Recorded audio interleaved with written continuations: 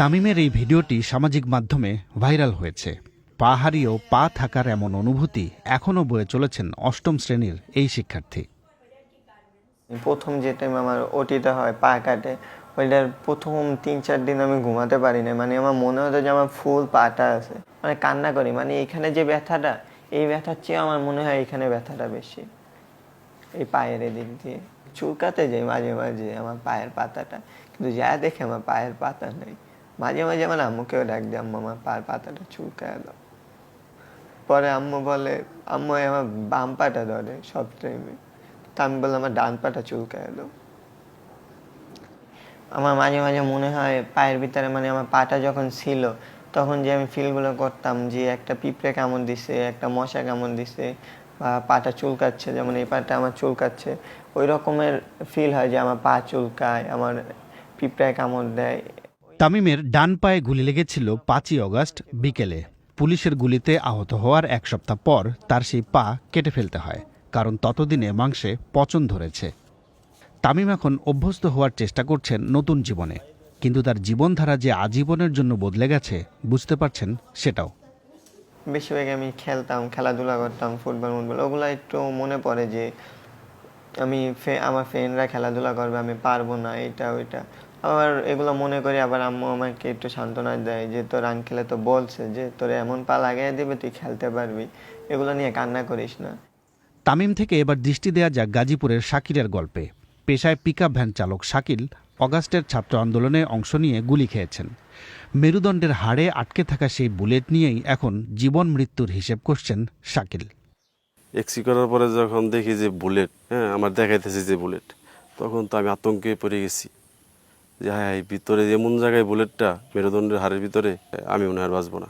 তখন মানে আমার বাচ্চাটার কথা খুব মনে হইতেছে। আমার বাচ্চারা তো, আমি যদি কিছু হয়ে না বাচ্চা ইতিম হয়ে যাব। পিজিতেও একই কথা বলছে, সিএমএসেও গেছি, ওই জায়গায় একই কথা বলছে। এটা বের করতে গেলে আপনি মারাও যেতে পারেন, বা অথবা আপনার মেরুদণ্ড পিছনের সাইড প্যারালাইজ হয়ে যেতে পারে। যেভাবে আছে এইভাবে আপনি থাকেন। আর এটা চিকিৎসা নিতে গেলে এটা ভালো বাহিরে কোনো চিকিৎসা লাগবে, বাইরে তো আমার পক্ষে সম্ভব না। শরীরে বুলেট নিয়ে শাকিল ঠিকমতো হাঁটতে পারেন না। গাড়ি চালকের চাকরিও ছেড়েছেন। বলছেন শুধু নিজের জীবন নয়, বাবা মা সহ 6 সদস্যের সংসারের ভবিষ্যৎও এখন অনিশ্চিত। কারণ বুলেটটা তো বের করা যাচ্ছে না, তো বুলেটটা নিয়ে আমি কতদিন থাকবো?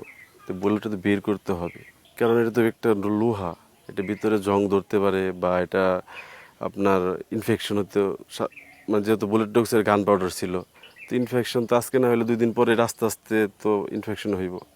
আমাদের অপারেশন করা চলবো না, তাহলে আমার পোলা কি করে খাইবো? আমি একটা গরিব মানুষ, দিন আনি দিন খাই।